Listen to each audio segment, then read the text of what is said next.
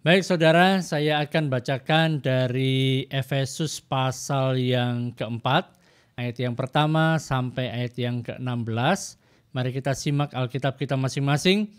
Di Efesus pasal yang keempat ayat yang pertama dikatakan, "Sebab itu aku menasihatkan kamu, aku orang yang dipenjarakan karena Tuhan, supaya hidupmu sebagai orang-orang yang telah dipanggil berpadanan dengan panggilan itu. Hendaklah kamu selalu rendah hati, lemah lembut, dan sabar. Tunjukkanlah kasihmu dalam hal saling membantu. Dan berusahalah memelihara kesatuan roh oleh ikatan damai sejahtera, satu tubuh dan satu roh. Sebagaimana kamu telah dipanggil kepada satu pengharapan yang terkandung dalam panggilanmu. Satu Tuhan, satu iman, satu baptisan, satu Allah dan Bapa dari semua. Allah yang di atas semua dan oleh semua dan di dalam semua.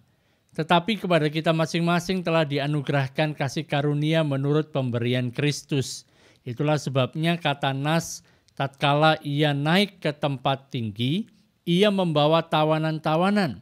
Ia memberikan pemberian-pemberian kepada manusia. Bukankah ia telah naik berarti ia juga telah turun ke bagian bumi yang paling bawah? Ia yang telah turun, ia juga telah naik jauh lebih tinggi daripada semua langit untuk memenuhkan segala sesuatu.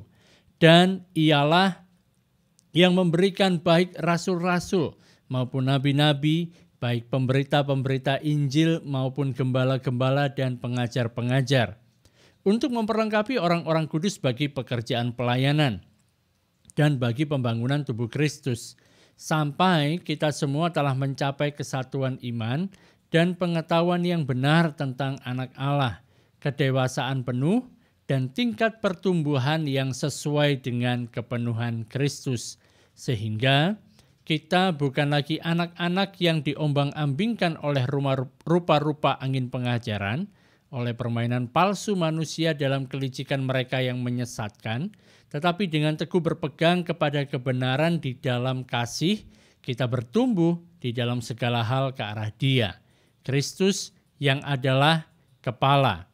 Daripadanyalah seluruh tubuh yang rapi tersusun dan diikat menjadi satu oleh pelayanan semua bagiannya, sesuai dengan kadar pekerjaan tiap-tiap anggota, menerima pertumbuhannya dan membangun dirinya dalam kasih. Oke. Saudara, kalau kita memperhatikan dari surat-surat yang dituliskan oleh Rasul Paulus, kita bisa membagi satu suratnya ini dalam dua bagian gitu ya. Yang bagian awal-awal itu Paulus selalu bicara tentang hal-hal doktrinal, hal-hal yang kita percayai, hal-hal yang harusnya kita percayai gitu kan. Setelah itu baru dia bicara tentang bagaimana mempraktikkan hal-hal yang sudah kita percayai. Jadi bisa dikatakan teori dan praktek. Sudah belajar teorinya, bagaimana cara mempraktekkannya. Karena percuma kalau kita hanya tahu teorinya tapi tidak bisa mempraktekkannya. Atau kita praktek tanpa tahu teorinya, kadang-kadang waktu kita praktek pun itu tidak bisa maksimal karena kita tidak mengerti bagaimana awalnya dan bagaimana cara kerjanya karena kita tidak tahu teorinya. Nah, saat kita bicara tentang doktrin, memang Rasul Paulus mengatakan hal-hal yang cukup dalam gitu ya. Bukan cukup dalam, memang dalam dan perlu untuk dipikirkan, perlu untuk direnungkan, dibacanya pelan-pelan, bukan hanya sekedar kita membaca untuk memenuhi kuota kita hari ini, misalnya membaca 3 pasal dalam sehari, tapi nggak dapat apa-apa. Lebih baik kita bacanya pelan-pelan, santai-santai gitu kan, sambil direnungkan apa yang menjadi maksud dari penulisan dari Rasul Paulus. Nah, 3 pasal pertama dari surat Efesus, kita tahu Efesus ada 6 pasal, jadi dibagi 2. 3 pasal pertama ini banyak bicara tentang hal-hal doktrinal, hal-hal yang harusnya kita percayai. Di sana dia berbicara tentang berbagai macam kekayaan yang telah kita miliki di dalam Kristus, seperti apa posisi kita. Kemudian 3 pasal berikutnya, yaitu pasal 4, pasal 5, dan pasal 6, itu bicara tentang tugas kita, bicara tentang prakteknya, bicara tentang bagaimana tanggung jawab yang kita miliki di dalam Kristus. Jadi 2 hal ini saling berkaitan. Dan bahkan kalau saudara coba nanti kan pelajari kembali, saudara akan melihat bagaimana hal-hal yang ada di dalam pasal 1, 2, 3 itu paralel dengan yang dikatakan di pasal yang keempat, 5, dan 6. Itu ada paralelnya di sana. Nah, ada orang-orang yang membagi bahwa surat Efesus ini bisa dibagi menjadi 3 kata kunci katanya. Yang pertama adalah kata kuncinya adalah duduk. Itu ada di pasal 1 sampai pasal 3 bicara tentang bagaimana kita duduk di dalam Kristus, bagaimana posisi kita. Tapi kemudian setelah kita duduk, kita tahu posisi kita tahu di mana kita berada, kita mengetahui identitas kita mengetahui segala sesuatu yang kita miliki di dalam Kristus, maka karena kita juga masih ada di muka bumi ini, kita juga perlu untuk berjalan, berhubungan dengan sesama manusia. Bagaimana kita bisa memancarkan Kristus di sekitar kita. Nah, kita sekarang masuk di bagian berjalan ini. Nanti kita akan sampai di bagian berdiri. Seperti apa berdiri? Nah, cuma satu hal yang perlu kita ingat ya saat kita belajar tentang hal ini. Kita itu tidak bisa berjalan kalau kita tidak belajar untuk duduk lebih dulu. Nah, mungkin sama seperti manusia pada umumnya, bayi itu kan. Pertama dari dia hanya bisa tiduran, telentang gitu, kemudian dia mulai tengkurap, kemudian dia mulai bisa duduk, baru kemudian dia bisa berdiri dan berjalan. Nah, tapi di sini dikatakan bukan berdiri dulu, tapi berjalan dulu. Jadi kalau kita tahu bagaimana kita duduk, bagaimana posisi kita, apa saja yang kita miliki di dalam Kristus, seperti apa identitas kita, maka waktu kita berjalan itu segalanya akan menjadi semakin mudah. Lalu kemudian waktu kita berjalan, ada saatnya di mana kita perlu untuk berdiri. Kapan itu berdiri? Yaitu saat kita perlu untuk berhenti sejenak dari perjalanan kita perlu berdiri untuk bertahan di dalam kemenangan yang sudah kita miliki di dalam Kristus. Karena biasanya waktu kita berjalan mulai ada serangan, mulai ada hal-hal yang tidak enak. Jadi kita harus take our ground. Jadi kita bertahan, kita berdiri. Nah, kalau saudara baca tadi di dalam pasal yang keempat ayat yang pertama, di sana kata-kata pertama yang disampaikan oleh Rasul Paulus dikatakan sebab itu. Dia mengatakan sebab itu aku menasehatkan kamu. Kalau kita melihat kata sebab itu, berarti kan ada hal-hal yang sebelum kata sebab itu yang menjadi alasan mengapa harus sebab itu gitu kan. Itu mengindikasikan bahwa Paulus mendasarkan nasihat yang dia mau sampaikan di pasal yang keempat dan seterusnya ini, itu berdasarkan pada doktrin yang sudah dia ajarkan dalam 3 pasal yang sebelumnya. Jadi dia waktu mengajarkan bagaimana cara prakteknya itu ada landasannya, bukan asal dia ngomong begitu saja. Dan ini memberitahu kepada kita bahwa kehidupan kekristenan itu sebenarnya bukan berdasarkan pada ignorance atau bukan berdasarkan kepada ketidaktahuan, tetapi berdasarkan pada pengetahuan. Semakin kita mengetahui apa yang kita percayai, semakin kita mengetahui siapa yang kita percayai, semakin kita tahu seperti apa identitas kita di dalam Dia yang kita percayai, yaitu di dalam Kristus itu, maka akan makin mudah bagi kita untuk kita mempraktekannya dalam kehidupan kita. Makin mudah bagi kita untuk menjalankan tugas dan tanggung jawab kita yang kita miliki di dalam Kristus. Tapi mungkin akan ada orang-orang yang mengatakan, udahlah gak usah terlalu banyak ngomong tentang doktrin. Biar aku bisa jalani kehidupan kekristenanku. Yang penting aku baik-baik saja. Aku kan punya Tuhan, ada Roh Kudus bersamaku. Biar Roh Kudus aja yang menuntun aku supaya aku bisa melakukan perjalanan kekristenanku ini sendirian. Sebenarnya orang-orang yang ngomong seperti ini kan, itu malah menunjukkan bahwa diri mereka itu sebenarnya tidak tahu seperti apa cara kerja dari Roh Kudus di dalam kehidupan orang percaya. Apalagi ada orang yang mengatakan, aku nggak peduli apa yang kamu percayai, yang penting kamu bisa hidup benar. Ada yang ngomong kayak gitu. Nggak peduli kamu percaya Yesus atau nggak percaya Yesus, nggak peduli kamu percaya bahwa kamu sudah dimenangkan, kamu sudah diselamatkan, nggak peduli kamu percaya itu ataupun tidak, yang penting kamu hidup dengan benar. Wah, ini malah sebuah pengakuan akan ketidaktahuan. Udah nggak tahu, bangga pula. Gitu ya. Udah nggak tahu, sombong pula. Ini yang repot. Nah, apa yang kita percayai itu saudara, apa yang kita imani, apa yang kita percayai itu memegang peranan penting, sebab apa yang kita percayai itu menentukan bagaimana kita bertingkah laku. Jadi our belief itu, yang kita percayai itu mempengaruhi kita, membuat kita melakukan segala sesuatu. Misalnya gini, kalau saudara percaya bahwa di sekitar saudara itu penuh dengan setan, kira-kira tindakan saudara seperti apa? Ya kan? Kalau saudara percaya bahwa iblis itu punya kuasa yang besar dalam hidupmu, maka tindakan kehidupanmu seperti apa? Atau saudara percaya bahwa saudara memiliki kemenangan di dalam Kristus, maka tindakan saudara seperti apa? Nah, itu mempengaruhi, apa yang kita percaya itu berpengaruh dalam kehidupan kita sehari-hari. Oleh karena itu di pasal yang keempat yang pertama Rasul Paulus mengatakan, sebab itu aku menasihatkan kamu. Dia mendasarkan nasihatnya di dalam doktrin yang sudah dia sampaikan tentang kebenaran kita yang ada di dalam Kristus. Kemudian kata menasihatkan kamu. Dalam bahasa Inggrisnya adalah beseech. Jadi kayak sepertinya mendorong gitu kan. Sepertinya membuat kita itu didorong untuk kita mau hidup bagi kemuliaan Tuhan. Gitu. Jadi Rasul Paulus mengatakan, sebab itu aku menasihatkan kamu. Dan kata mendorong ini kan, mendorong kita untuk hidup bagi kemuliaan Tuhan itu berbeda dengan apa yang terjadi di dalam perjanjian lama. Di dalam perjanjian lama Allah mengatakan kepada bangsa Yahudi, orang-orang Israel itu, agar mereka mentaati Allah, agar mereka melakukan segala sesuatu yang diperintahkan oleh Allah supaya mereka bisa diberkati.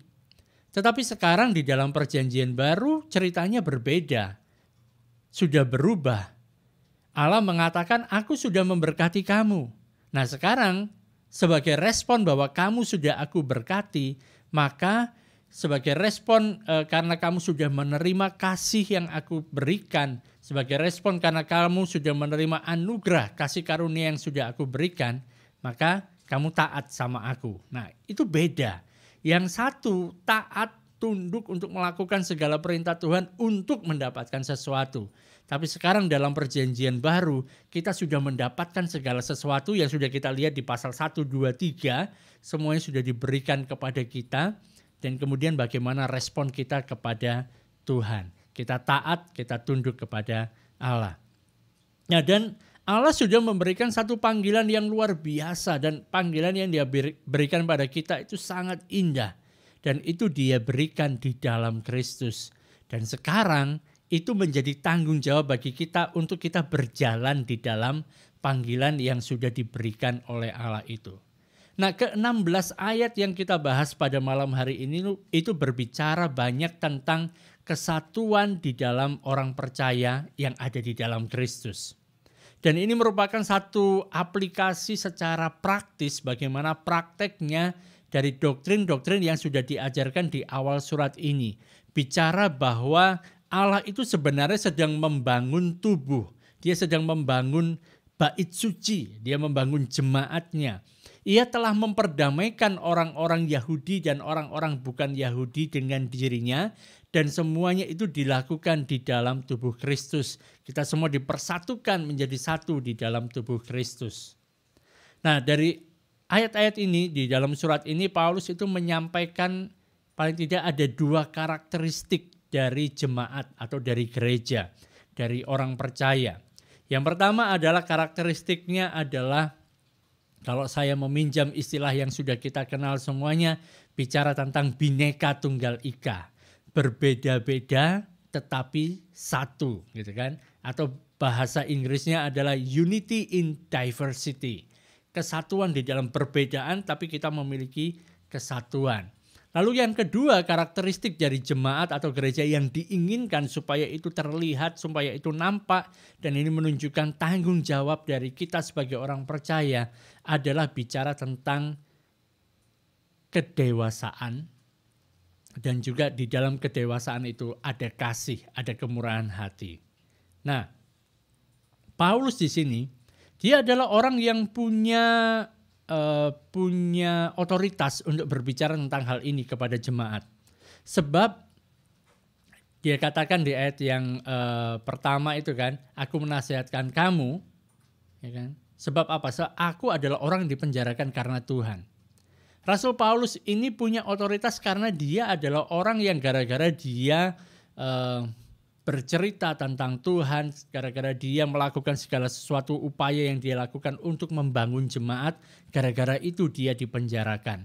Jadi orang-orang yang mengalami permasalahan seperti ini kan, mengalami penganiayaan seperti yang dialami Rasul Paulus karena dia membangun jemaat, karena dia memberitakan Injil, ya, bukan karena menjelek-jelekkan agama orang lain, tetapi karena dia memberitakan kebenaran, karena dia mau membangun jemaat supaya jemaat tumbuh menjadi jemaat yang dewasa. Orang yang semacam ini kemudian dianiaya, masuk penjara, kalau dia ngomong sesuatu pasti berarti bagi kita. Karena itu ada otoritas di sana. Dia mengatakan, aku menasihatkan kamu. Ya kan? Aku menasihatkan kamu tentang bagaimana sih sebenarnya jemaat itu harus dibangun. Karena jemaat tidak boleh hanya tidur terus, dia harus bangun juga gitu ya. Dia meminta kita supaya hidup kita itu sebagai orang-orang yang sudah dipanggil itu berpadanan dengan panggilan itu. Kita hidup berpadanan dengan panggilan kita. Ini bukan bicara tentang pekerjaan kita, tetapi sangat berkaitan erat dengan bagaimana atau seperti apakah karakter yang kita miliki.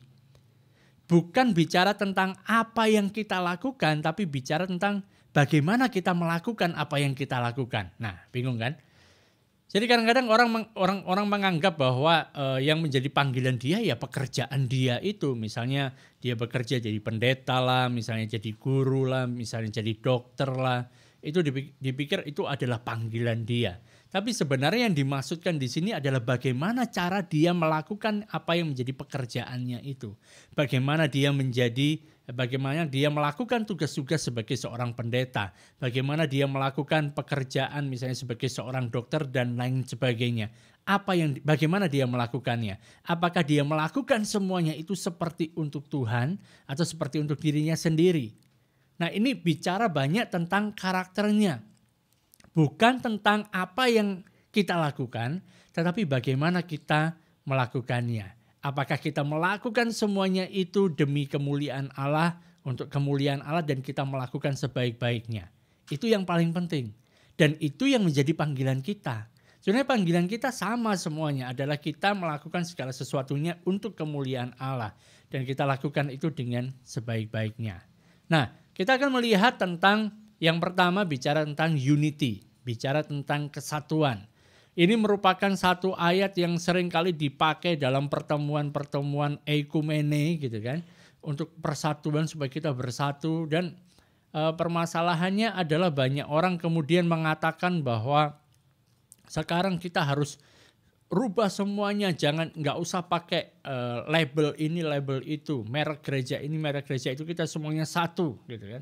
Saya tidak menentang pertemuan ekumene, saudara.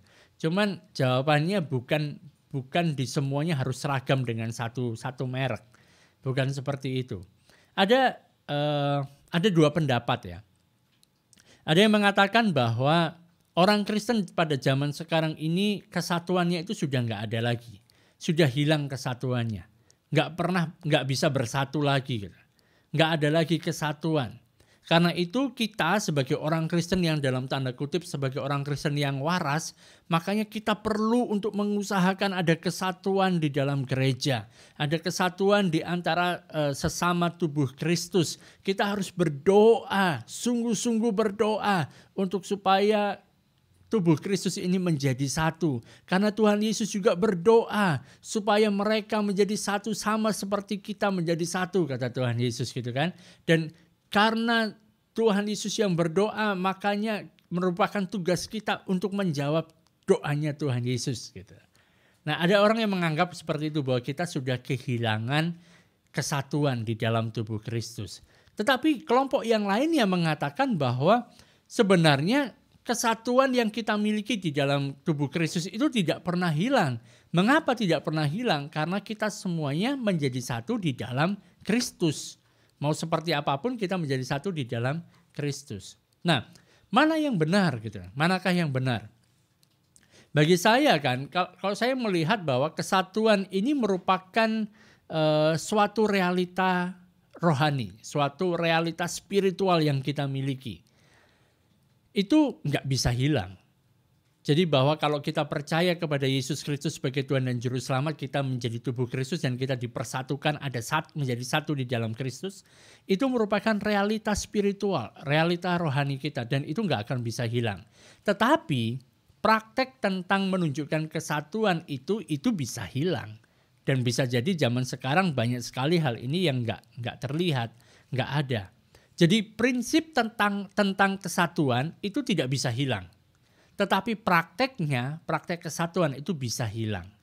Karena itu tugas kita, tanggung jawab kita adalah supaya kita menjaga agar praktek kesatuan itu tidak padam, tidak hilang gitu.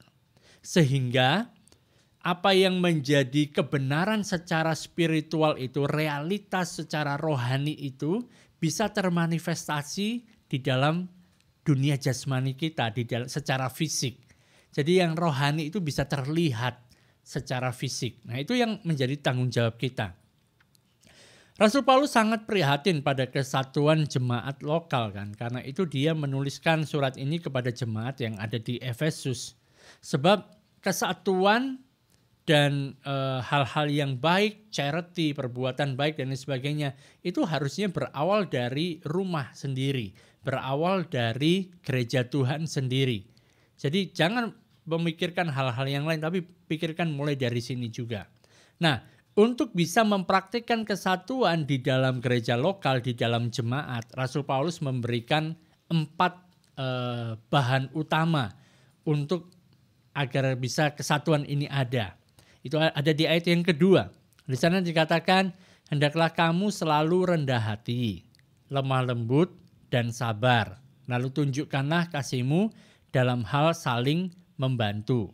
Di dalam terjemahan yang lain saya temukan bahwa yang terakhir itu saling menopang seorang terhadap yang lain di dalam kasih. Saudara pasti tahu lah kerendahan hati ya. Kerendahan hati itu bukan merasa, oh aku ini bukan siapa-siapa, aku ini hanyalah ulat, aku ini tidak berharga. Itu bukan kerendahan hati. Ya kan? Kerendahan hati itu adalah bicara tentang kita melihat diri kita sama seperti Allah melihat kita. Itu rendah hati. Kalau kita bisa melihat bahwa kok Allah bisa melihat aku seperti ini, mengapa demikian? Itu akan membuat kita menjadi humble, membuat kita menjadi rendah hati. Bukan kita merendah-rendahkan diri kita, tapi waktu kita melihat bagaimana Allah melihat kita. Dia melihat kita itu sangat berharga. Dia melihat kita sekalipun kita orang berdosa, ada Kristus yang sudah mati bagi kita, menebus kita, memberikan kebenarannya kepada kita. Kita diubahkan, kita menjadi orang yang benar di hadapannya. Sampai kita menyadari bahwa Allah melihat aku seperti ini. Aku yang kayak gini nih, yang aku pandang diriku sendiri sebagai orang yang gak layak. Apalagi orang lain melihat aku juga seperti itu. Ternyata Allah melihat aku sebagai orang yang layak sebab aku ada di dalam Kristus. Itu membuat kita menjadi rendah hati. Ada kerendahan hati. Kemudian kerendahan hati ini memang sangat dibutuhkan untuk kita menjaga kesatuan. Kalau misalnya ada yang sombong, ada yang mengandalkan, menunjukkan kesombongannya, ya pasti nggak akan ada kesatuan. Pasti dia mau untuk menonjol menonjol sendirian sehingga semuanya nggak nyaman. Saudara pasti nggak suka kalau misalnya bergaul dengan orang yang dia sombong sekali. Pasti di depannya kelihatannya oke, ya, tapi di belakang sombong kali orang itu. Gitu. Jadi nggak ada kesatuan di sana. Jadi kerendahan hati. Kesombongan itu bisa menghancurkan kesatuan. Berikutnya adalah bahan yang kedua adalah lemah lembut. Lemah lembut itu bukan loyo, bukan lemes, bukan nggak mampu, letoy, bukan letoy. Lemah lembut itu adalah orang-orang yang tidak mengkhawatirkan tentang reputasinya. Dia nggak masalah lah, kamu mau buat apa, aku nggak tersinggung. Oke lah, aku lemah lembut. Bukan letoy ya, bukan nggak mampu. Dia punya kekuatan untuk dia bisa menahan. Dia punya kekuatan untuk ya kamu mau melakukan apa saja, kamu mau ngomong apa aja, mau bicarakan tentang aku dan sebagainya, aku nggak akan tersinggung. Nah, itu adalah orang yang lemah lembut. Kemudian kesabaran. Kalau kesabaran itu ya sabar. Udah, apalagi nggak usah definisikan, sabar ya sabar gitu kan. Dan kemudian saling menopang. Saya bicara tentang saling menopang itu kan kadang-kadang gini loh. Orang itu nggak bisa membantu orang kalau dia melihat ada kelemahan orang itu. Misalnya dia jatuh dalam dosa, kayaknya malah lebih gampang bagi kita untuk tunjuk gini. Nah, oh kamu salah ini, kamu salah itu. Tapi bicara saling menopang di dalam kasih itu kita, ayo kamu memang salah seperti ini, tapi kita perbaiki yuk. Kita buat yang lebih baik lagi, itu saling menopang. Maka kalau kita bisa melakukan keempat hal ini, ada keempat hal ini di dalam kehidupan kita, maka akan ada namanya ikatan damai sejahtera. Nah, damai sejahtera itu ada. Nah, bagaimana cara membangun keempat hal ini? Ya kan? Bagaimana membangun semua hal ini supaya kita bisa punya kerendahan hati, kita bisa punya kelemah lembutan, kita punya kesabaran, kita bisa saling menopang di dalam kasih. Bagaimana gitu kan? Nah, dengan cara mengingat bahwa pada dasarnya kita itu ada di dalam satu tubuh, kita juga satu roh, kita punya satu pengharapan. Nah, itu ayatnya di ayat yang keempat sampai ayat yang keenam saya bacakan. Sebab kita ada dalam satu tubuh dan satu roh, sebagaimana kamu telah dipanggil kepada satu pengharapan yang terkandung dalam panggilanmu. Satu Tuhan, satu iman, satu baptisan, satu Allah dan Bapa dari semua. Allah yang di atas semua dan oleh semua dan di dalam semua. Jadi semuanya ini kan, empat hal ini yang kemudian membuat adanya ikatan damai sejahtera itu semuanya berdasar pada kesatuan yang dimiliki oleh Allah sendiri. Allah kita ketahui ada 3 pribadi tapi di dalam satu keharmonisan yang begitu sempurna. Saudara tidak akan pernah temukan bahwa Bapa itu bertengkar dengan putra. Ya, dengan sang anak bertengkar, berantem, nggak ada ceritanya kemudian anak ini misalnya mukuli Roh Kudus, nggak ada ceritanya begitu. Semuanya ada di dalam damai sejahtera, dalam satu keharmonisan yang sempurna, nggak mungkin berantem ketiganya. Jadi kalau ada orang mengatakan bahwa Yesus itu sang anak ini datang untuk menyelamatkan kita dari murka Bapa, itu salah. Dia tidak menyelamatkan kita dari murka Bapa. Karena kalau dia menyelamatkan kita dari murka Bapa, artinya Yesus sedang tidak mengikuti kehendak dari Bapa. Oke, saudara pikirkan ini, saya yakin akan menimbulkan pertanyaan. Nah, semuanya berdasar pada kesatuan yang dimiliki oleh Allah sendiri. Dan bahkan doa Yesus seperti tadi saya sampaikan adalah dia berdoa kiranya mereka juga menjadi satu. Seperti Bapa, engkau dan aku adalah satu. Sama seperti kita adalah satu. Itu adalah doa dari Tuhan Yesus. Itulah mengapa saudara Paulus mengingatkan bahwa kita hanya ada di satu roh. Kita memiliki satu roh. Hanya ada pada satu tubuh. Kita punya satu pengharapan dalam panggilan gitu kan. Kita semua saudara, kalau bicara tentang hal ini kan, kita semua itu nantinya yang percaya kepada Yesus, kita akan hidup bersama di surga. Karena nantinya kita akan hidup bersama di surga, marilah kita mulai dari sekarang waktu kita ada di bumi ini, mari kita hidup bersama dengan damai sejahtera, dengan kesatuan yang ada.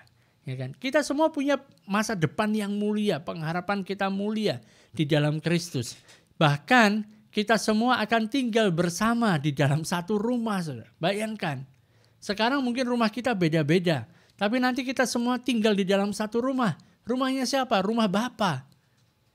Mengapa demikian? Karena kita punya satu roh yang sama, kita punya satu tubuh, kita punya satu pengharapan. Dan itu adalah kesatuan yang tidak akan pernah hilang. Nggak akan mungkin bisa hilang.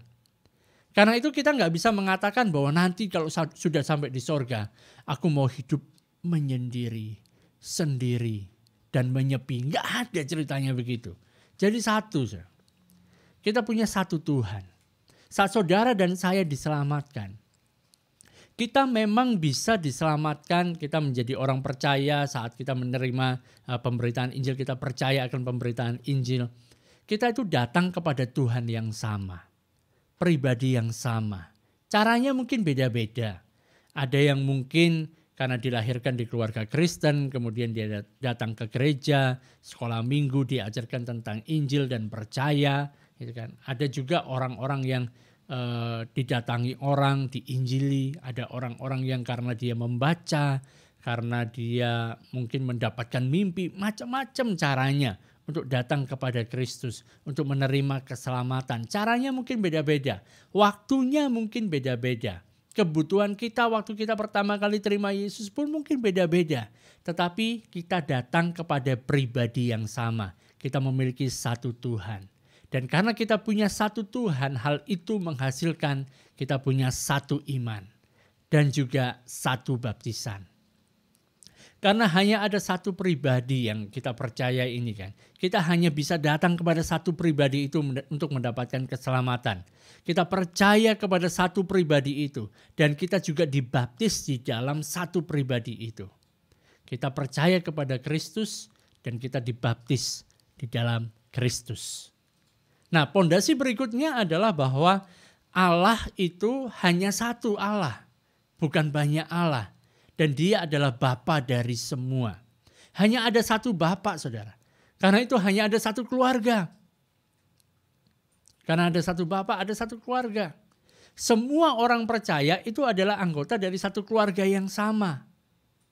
Dan ini kan kalau bicara tentang keluarga yang sama, ini bisa memberikan satu ilustrasi bagi kita. Mungkin kita bisa melihat bagaimana kesatuan yang kita bina di dalam keluarga itu kadang-kadang bisa hilang juga prakteknya. Tapi kita juga bisa melihat kesatuan yang tidak akan pernah hilang. Misalnya gini, ada satu keluarga, ayah, ibu, dan 3 orang anak. Ada masa-masa di mana 3 orang anaknya ini bisa saling berantem satu dengan yang lain. Saling gak suka satu dengan yang lain. Praktek kesatuannya gak ada. Ya kan? Karena ada kesombongan, karena ada yang tinggi hati, karena ada yang gak suka satu dengan yang lain. Itu terjadi. Mungkin saudara yang punya dalam keluarga, punya saudara banyak mungkin merasakan hal ini. Kadang-kadang ya ada hal-hal yang bisa buat berantem gitu loh. Gak hanya bicara tentang anak-anak ya. Ayah ibu pun kadang-kadang bisa berantem juga. Bahkan mungkin lebih banyak berantemnya ya dibanding dengan anak-anak. Cuman kan dalam satu hal, sekalipun anak-anak ini berantem gak suka satu dengan lain, seakan-akan tidak ada kesatuan. Tapi bapaknya tetap satu gitu. Tinggal semuanya sama-sama di rumah bapaknya. Mungkin kamarnya beda-beda, ya kan, nggak bisa satu kamar, mungkin kamarnya beda-beda. Tetapi tetap kan, mereka saudara gitu. Mau berantem seperti apapun masih saudara. Ini loh yang mengikat gitu loh, karena persaudaraan, masih saudara. Kadang-kadang ada orang yang gini, ada saudara misalnya kakak beradik lagi berantem kan. Kemudian kita orang luar belain salah satu kan. Kita belain sampai kemudian kita dibenci oleh kakaknya atau adiknya gitu. Sampai dibenci begitu. Kita sudah lakukan sampai kita juga benci. Begitu kita ketemu lagi esok harinya, rupanya kakak beradik ini sudah baikan karena mereka adalah saudara. Kita yang sudah terlanjur sakit hati. Jadi ini adalah kesatuan, bicara tentang keluarga, bicara tentang kakak beradik ini tetap sama gitu loh. Nggak akan berubah. Seperti apapun yang satu ngomong aku benci kamu, aku nggak mau lagi jadi saudaramu, tapi tetap menjadi saudara gitu. Jadi praktek kesatuan itu bisa hilang, ya, tapi bisa juga dipertahankan. Dan waktu kita pertahankan dengan 4 bahan itu tadi, maka akan ada ikatan damai sejahtera. Ya kan? Ikatan damai sejahtera. Yang penting kita melakukan, kita punya kerendahan hati, ada lemah lembut, ada kesabaran, ada saling menopang, saling membantu di dalam kasih. Itu bicara tentang unity pertama, unity. Kemudian bicara tentang perbedaan, diversity. Kan tadi bineka tunggal ika, binekanya, ini kita bicara binekanya. Berbagai macam, berbeda-bedanya. Saudara, kesatuan yang diberikan oleh Allah, kesatuan yang berasal dari Allah itu bukan bicara tentang keseragaman. Jadi istilahnya unity itu bukan uniformity. Jadi unity, kesatuan itu bukan keseragaman. Jadi bukan bicara semuanya harus persis sama, semuanya harus pakai baju yang sama, semuanya harus wajahnya sama misalnya, atau semuanya harus baunya juga sama. Enggak bisa gitu, enggak begitu. Kesatuan yang dari Allah itu berbeda-beda tetapi bisa menjadi satu. Contohnya gini, kalau saudara keluar dari rumah mungkin saudara bisa melihat pohon. Pernah lihat pohon saudara? Saya yakin sudah pernah lihat ya, bagi yang bisa melihat. Kalau yang nggak bisa melihat ya mungkin bisa meraba pohon. Pohon itu kan macam-macam. Pohon itu ada batangnya, ada akarnya, ada daun-daunnya. Nah saya mau tanya sama saudara, kira-kira kalau saudara melihat pohon, ada berapa banyak daun di dalam satu pohon? Wah tergantung Pak, pohonnya pohon apa dulu. Tapi kalau misalnya pohon beringin, daunnya banyak. Nah di daun yang banyak di dalam misalnya pohon beringin itu kan, coba saudara perhatikan, ambil satu daun dan satu daun, bandingkan. Tidak ada 2 daun yang persis sama. Semuanya berbeda. Tetapi semuanya itu menjadi satu kesatuan, menjadi satu pohon. Ini bicara kesatuan yang dimiliki oleh Allah. Isinya beda-beda. Daun-daunnya itu berbeda, nggak ada yang persis sama. Tapi semuanya menjadi satu. Sama juga manusia kan, kita kan, nggak ada yang persis sama. Tapi kita bisa bersatu. Dalam tubuh Kristus kita bisa bersatu. Kita bisa menjadi satu. Nah, hanya Allah saja yang bisa membuat satu kesatuan di dalam perbedaan yang begitu banyak. Hanya Allah yang bisa membuat bineka tunggal ika yang sejati, gitu kan. Dan memang harus ada yang beda-beda di dalam tubuh Kristus. Dan beda-bedanya itu dalam hal apa? Dalam karunia yang dikerjakan oleh masing-masing anggota. Ayat yang ke-7 dikatakan, tetapi kepada kita masing-masing telah dianugerahkan kasih karunia menurut ukuran pemberian Kristus. Itulah sebabnya kata Nas, tatkala ia pergi ke tempat tinggi, ia membawa tawanan-tawanan. Ia memberikan pemberian-pemberian kepada manusia. Saudara, ini merupakan satu-satunya cara di mana Tuhan Yesus bisa meneruskan pekerjaannya di muka bumi ini. Dengan cara apa? Dia memberikan karunia-karunia kepada banyak orang. Ya kan? Karena kalau kita melihat bahwa ada firman yang mengatakan bahwa di dalam Yesus itu kan, dalam Kristus itu semua karunia itu ada di dalam Dia. Kalau saudara perhatikan bagaimana pelayanan Tuhan Yesus di muka bumi, Dia bisa bernubuat, Dia bisa menyembuhkan, Dia bisa macam-macam, berbagai macam karunia dia bisa mengajar, dia bisa menginjil, semua karunia ada pada Dia, ya kan? Sebab Dia adalah kepenuhan Allah. Ya kan? Kristus adalah kepenuhan Allah. Terus permasalahannya adalah bagaimana pada saat Dia kembali ke sorga, Dia naik kembali ke sorga, dan Dia membawa semua karunia itu bersama dengan Dia. Itu jadi masalah. Makanya Dia mencurahkan karunia itu pada banyak orang. Sehingga banyak orang bisa bersama-sama melanjutkan pekerjaan Kristus di muka bumi.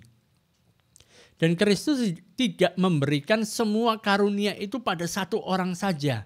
Sehingga satu orang itu yang kemudian melakukan semua tugasnya di muka bumi. Enggak begitu. Enggak waktu Dia naik kemudian Dia pilih salah satu muridnya misalnya. Aku berikan semua karunia ini kepadamu. Enggak. Tapi Dia berikan kepada banyak orang. Supaya makin banyak orang yang bisa melakukan tugasnya. Oleh karena itu dikatakan ini merupakan satu perkara yang jauh lebih besar. Kita bisa melakukan perkara-perkara yang jauh lebih besar dibandingkan waktu Kristus masih ada di muka bumi ini. Ayat 9. Bukankah ia telah naik? Berarti bahwa ia juga telah turun ke bagian bumi yang paling bawah. Ia yang telah turun, ia juga yang telah naik jauh lebih tinggi daripada semua langit untuk memenuhkan segala sesuatu. Ya kan? Kalau dia telah naik artinya dia pernah turun gitu loh ya. Dan ialah ayat 11 yang memberikan baik rasul-rasul maupun nabi-nabi, baik pemberita-pemberita Injil maupun gembala-gembala dan pengajar-pengajar.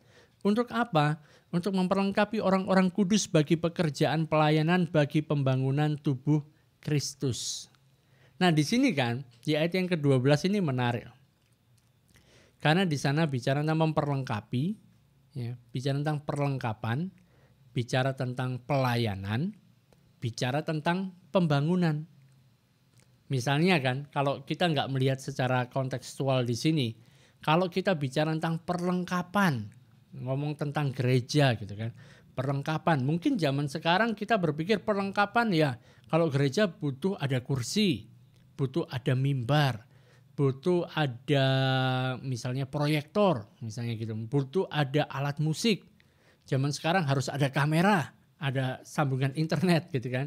Itu bicara tentang perlengkapan.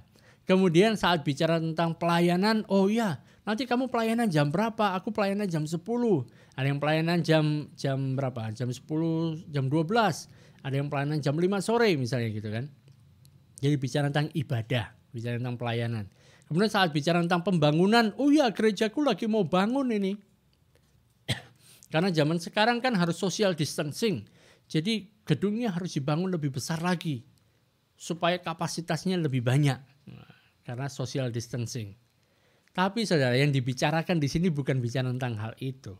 Yang Rasul Paulus bicarakan di sini adalah bicara tentang memperlengkapi orang-orang kudus. Yang diperlengkapi itu adalah jemaat, orang-orang kudus. Itu yang diperlengkapi. Saat bicara tentang pekerjaan pelayanan, itu bicara tentang hal-hal yang kita lakukan bagi orang lain. Jadi hal-hal yang dilakukan oleh jemaat bagi orang lain. Itu bicara tentang pekerjaan pelayanan. Jadi intinya adalah bukan hanya bicara tentang kamu melayani di gereja, main musik lah, menyampaikan firman di gereja. Bukan hanya sebatas itu, tapi bicara tentang melakukan sesuatu bagi orang lain. Yaitu waktu kita berada di dalam pekerjaan kita masing-masing, kita juga bisa melayani orang lain. Kita bisa sampaikan firman bagi orang lain. Kita bisa bagikan Kristus kepada orang lain. Itu adalah pekerjaan pelayanan. Untuk apa? Untuk pembangunan tubuh Kristus. Yang dimaksudkan adalah bukan membangun tembok gereja, bukan membangun gedung gereja, tetapi membangun manusianya gitu loh. Dan makin supaya tubuh Kristus ini makin kuat, makin kokoh, makin banyak, makin berkualitas. Oleh karena itu kan, datanglah ke gereja, datanglah ke persekutuan, supaya apa? Saudara dan saya, kita diperlengkapi supaya kita bisa pergi ke dunia untuk kita bisa melayani orang-orang di sana. Kita bisa membangun tubuh Kristus baik dari sisi kuantitas dan juga terutama juga kualitasnya. Itulah mengapa Allah memberikan ada pelayanan yang kita lihat tadi adalah orang sering sebut sebagai 5 jawatan pelayanan gitu kan. Untuk apa Allah berikan itu? Untuk mendukung jemaat. Supaya jemaat itu mereka bisa untuk mereka bisa diperlengkapi. Mereka bisa diperlengkapi. Karena mereka adalah orang-orang kudus. Mereka bisa melakukan tindakan pelayanan, pekerjaan pelayanan. Mereka juga bisa membangun tubuh Kristus di sana. Makanya ada 5 jawatan itu. Ada rasul, ada nabi, ada penginjil, ada gembala. Ada juga pengajar, memperlengkapi.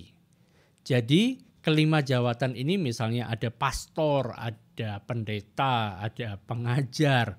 Itu untuk mendukung jemaat, bukan sebaliknya. Bukan untuk didukung oleh jemaat, tapi untuk mendukung jemaat. Supaya saudara dan saya kita diperlengkapi, supaya nanti kita bisa keluar, ya kan, berjumpa dengan orang-orang yang ada di dunia, kita bisa melayani mereka. Sehingga apa? Tubuh Kristus atau gereja itu menjadi jauh lebih baik, menjadi jauh lebih besar. Itu tujuannya. Nah, berikutnya bicara tentang kedewasaan. Kedewasaan dan juga kemurahan hati atau kasih gitu kan. Allah itu tidak mau keluarganya isinya anak-anaknya semuanya bayi semuanya. Dia nggak mau seperti itu. Dia mau ada anak-anak yang dewasa, orang-orang yang sudah dewasa, anak-anak Allah yang dewasa. Saudara, kepuasan orang tua adalah bisa melihat anak-anaknya itu menjadi orang dewasa yang bertanggung jawab, yang bisa membuat keputusan-keputusan yang baik untuk hidupnya. Memang ada orang-orang yang mengatakan ada orang-orang tertentu yang suka dengan bayi. Bagi beberapa orang yang pernah ketemu saya, dia mengatakan anak-anak itu gampang, pokoknya masih bayi gampang, dia mau apa-apa kelihatan gitu kan, bisa gampang lah diatur. Tapi nanti kalau sudah sampai usia remaja itu yang repot gitu kan. Tapi setelah itu yang diinginkan adalah supaya mereka menjadi dewasa. Mungkin ada orang-orang yang mengatakan seandainya anakku ini bayi terus, kan dia lucu, dia bisa baik gitu, punya ketergantungan yang penuh dan nurut sama orang tuanya. Ya, kalau masih kecil-kecil gitu kan mungkin suka, tapi begitu dia beranjak remaja kan nggak ada orang tua yang mau supaya anaknya remaja terus. Mereka mau supaya anaknya juga bertumbuh dewasa. Allah juga sama, saudara. Bapak kita, dia ingin supaya saudara dan saya kita menjadi anak-anak yang dewasa. Dia tidak mau kita menjadi bayi terus untuk selamanya, bayi abadi. Bukan seperti itu. Dia juga tidak ingin kita menjadi orang-orang percaya, menjadi orang-orang Kristen yang kekanak-kanaan terus. Nah, bagaimana kita bisa tahu bahwa kita ini sudah dewasa atau belum? Ada caranya, ada caranya. Ayat 14 dikatakan, sampai kita semua telah mencapai kesatuan iman dan pengetahuan yang benar tentang anak Allah, kedewasaan penuh dan tingkat pertumbuhan yang sesuai dengan kepenuhan Kristus. Jadi bagaimana kita tahu bahwa diri kita sudah dewasa? Saat kita sampai pada ukuran kita itu sama seperti Kristus. Wah, jadi kita besarnya persis sama seperti Kristus. Maksudnya bukan ukuran bodinya, tapi dalam hal rohani gitu kan. Sama seperti Kristus. Nah, saat ngomong seperti ini, kita mungkin mengatakan, wah itu pasti nggak bisa, Pak. Itu nggak mungkin bisa. Masa kita bisa sama persis seperti Kristus? Nggak bisa itu. Tapi firman Tuhan mengatakan pasti bisa. Mengapa demikian? Karena dia yang memulai pekerjaan baik di antara kita kan. Dia juga sendiri yang akan meneruskannya sampai pada akhirnya. Sampai selesai. Jadi ini merupakan pekerjaan yang sudah dimulai oleh Kristus, dimulai oleh Allah di dalam kehidupan kita. Dia juga akan menyelesaikannya. Jadi pasti kita bisa sampai pada tahapan persis sama seperti Kristus. Nah, itu dewasa. Bagaimana kita bisa tahu kalau orang ini rupanya dia belum dewasa, dia masih kekanak-kanaan, dia masih kebayi-bayian gitu kan. Bagaimana? Caranya adalah saat kita mengetahui mereka itu selalu suka untuk berubah pikiran tentang apa yang mereka percayai. Itu adalah kanak-kanak, itu adalah bayi. Ya kan? Saat dia mendapatkan satu buku yang baru, buku tentang Tuhan, buku rohani lah ya, dibaca, wah rupanya seperti ini, dia berubah. Kepercayaannya kepada Tuhan seperti ini. Tapi kemudian besoknya dia mendengar khotbah, salah seorang hamba Tuhan berkhotbah. Rupanya, oh ini, yang ini ditinggalkan, ganti yang ini. Nanti ada orang yang lagi cerita sama dia seperti ini, dia berubah lagi, dia berubah. Jadi setiap hari berubah. Ini yang kanak-kanak. Yang 14 mengatakan, sehingga kita bukan lagi anak-anak yang diombang-ambingkan oleh rupa-rupa angin pengajaran, oleh permainan palsu manusia di dalam kelicikan mereka yang menyesatkan. Ya, dalam hal ini kan ini hampir sama seperti ini loh, tukang sulap, sulapan, melakukan sulap. Sulap itu kita tahu itu nggak beneran, itu merupakan trik gitu kan. Tapi kalau kita nggak ngerti triknya, kita berpikir wah hebat ya, bagus ya gitu. Jadi ada banyak orang yang bisa melakukan sulapan dengan menggunakan berbagai macam ayat. Dengan menggunakan permainan palsu. Jadi ngambil comot ayat dari sini, comot ayat dari sana, digabungkan, diputer-puter, ngomongnya pinter, ngomongnya bagus sehingga kita, oh rupanya begitu ya. Nanti ada orang lain yang melakukan sulapan lagi yang berikutnya, seperti itu. Kita mengikuti ganti sini, ganti sana. Padahal itu diambil dari hal yang sebenarnya tidak kontekstual, gitu. Tidak sesuai dengan apa yang dikatakan firman Tuhan. Nah, kanak-kanak tidak mengerti. Kanak-kanak sangat terkesima. Bagaikan waktu kita nonton sulap. Wah, bisa berubah ya. Topinya yang kosong bisa keluar ada kelincinya gitu. Kalau kita sudah tahu triknya ya nggak heran lagi gitu. Kita jadi oke, bagus. Nah, penampilannya bagus, tapi aku sudah tahu bagaimana itu bisa dilakukan. Oke, ada orang-orang yang akan melakukan seperti itu, saudara. Ada orang-orang yang pintar mainan sulap dengan ayat-ayat. Oleh karena itu penting bagi saudara dan saya, kita itu baca Alkitab kita. Kita pelajari sesuai dengan konteks. Jadi waktu ada orang comot dari sana, comot dari sini, kita bisa tahu. Oh iya, ini mainan sulap aja. Ini sulapan aja. Kelihatannya bagus, tapi tidak benar. Tidak sesuai apa yang dikatakan oleh firman Tuhan, ya kan? Nah, orang-orang yang dewasa itu seperti apa ayat 15? Dengan teguh berpegang kepada kebenaran di dalam kasih. Jadi orang-orang yang dewasa itu teguh berpegang pada kebenaran. Di dalam kasih kita bertumbuh dalam segala hal ke arah Dia, Kristus yang adalah kepala. Jadi saudara, kedewasaan itu berasal dari kebenaran. Tujuan dari kedewasaan kita adalah Kristus. Kita dewasa menjadi seperti Kristus persis, seperti kepenuhan Kristus, ya kan?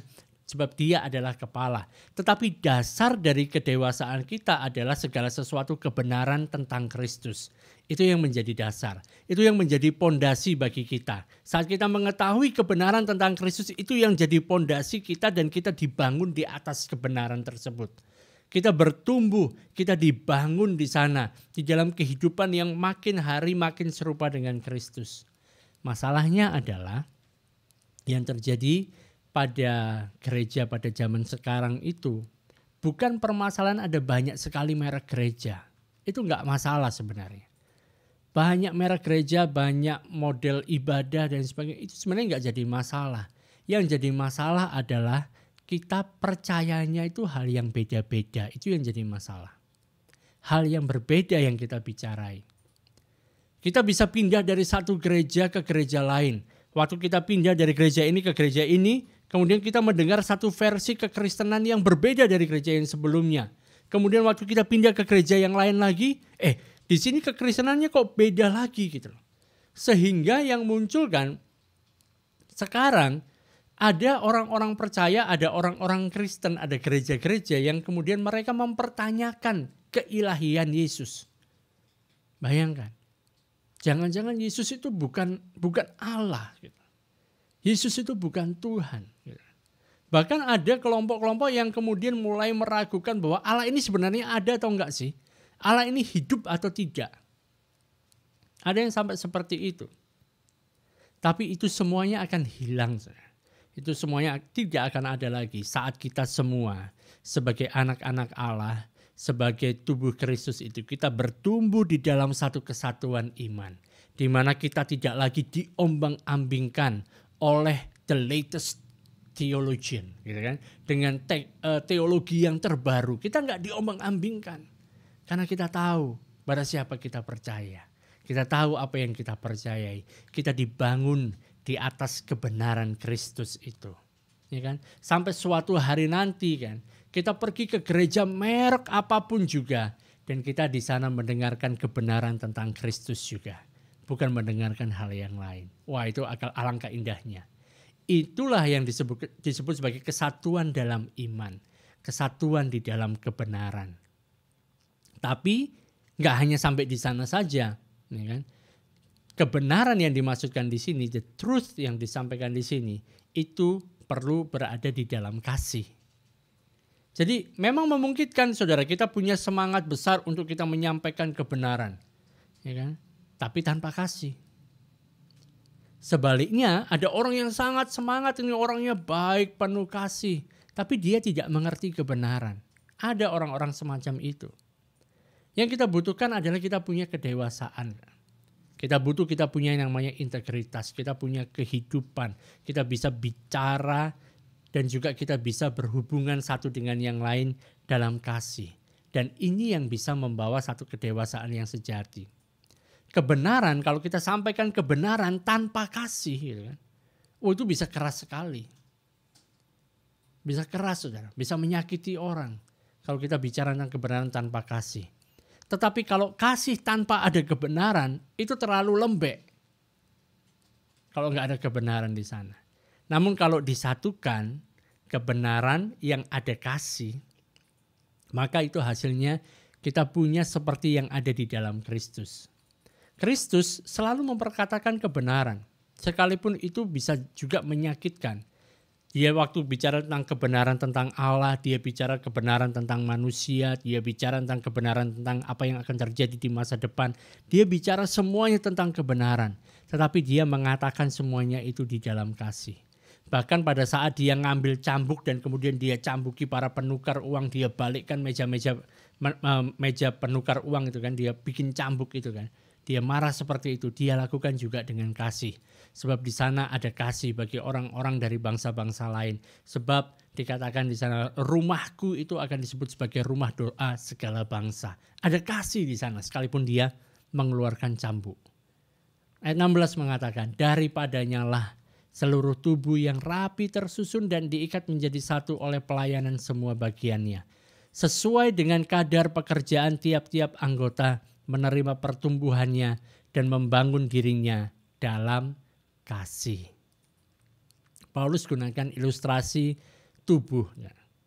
Kalau saudara baca di dalam bahasa Inggrisnya di sana adalah bicara joints, bicara tentang sendi-sendi.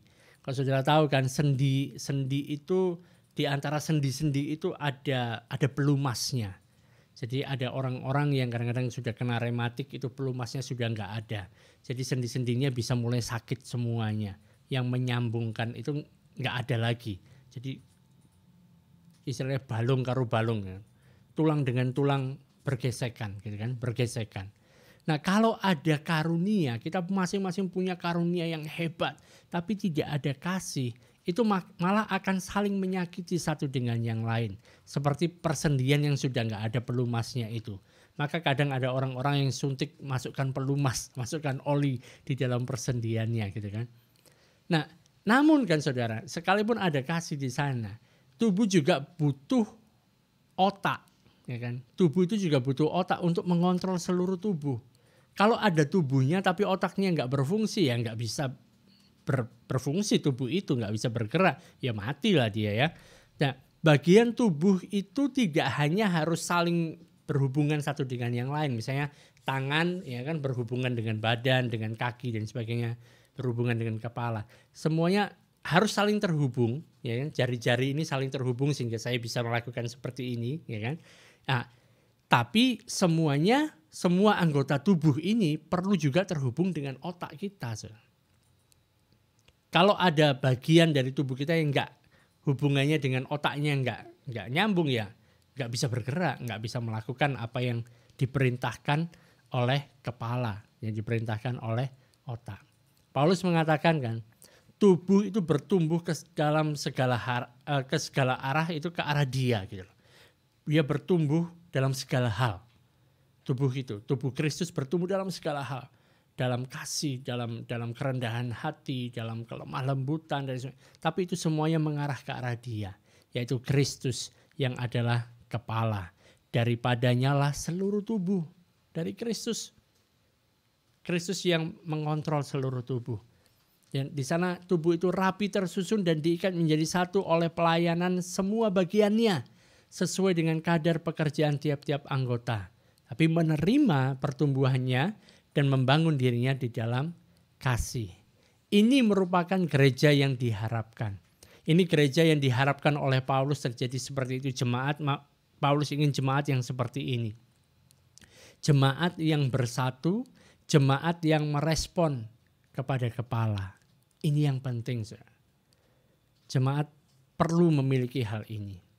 Istilahnya gini loh. Ada orang mengatakan kan, kalau misalnya ayah ibu punya anak, kasih ayah kepada ibu, gitu, kasih suami istri itu lebih penting daripada kasih orang tua mengasihi anak. Mengapa demikian? Karena kalau anak tidak bisa melihat orang tuanya itu saling mengasihi, orang tuanya mengasihi, si anak ini malah merasa dirinya kesepian. Dia merasa sekalipun salah satu sangat mengasihi si anak ini kan, dia merasa nggak balance, ini ada suatu hal yang salah. Dan itu akan dia bawa di dalam kehidupannya. Dan itu bisa membuat ada luka-luka batin yang menyebabkan ada berbagai macam permasalahan yang harusnya nggak perlu ada menjadi ada. Dalam hal ini juga saudara, yang penting adalah di mana dunia itu bisa melihat bahwa kita sebagai orang percaya, sebagai jemaat, sebagai gereja Tuhan, kita itu saling mengasihi. Itu penting. Bahkan kita lebih saling mengasihi di antara kita sebagai tubuh Kristus dibandingkan kita mengasihi orang lain. Nah, jangan salah kutip ya. Maksudnya gini, saudara. Kalau misalnya kan kita sangat mengasihi orang yang ada di luar sana, sangat mengasihi mereka dan kita memang perlu untuk mengasihi mereka. Kemudian kita beritakan Injil kepada mereka. Mereka percaya kepada Kristus. Terus apa yang kita lakukan? Kita bawa mereka ke dalam gereja. Kepada persekutuan orang percaya, ya kan? Di sana kita cerita bahwa di dalam Kristus ada kasih, dia sangat mengasihi kamu, dia mati bagi kamu, dia melakukan bla bla bla bla dan sebagainya. Begitu kita bawa ke dalam gereja, di dalam gereja tidak saling mengasihi. Apa yang terjadi?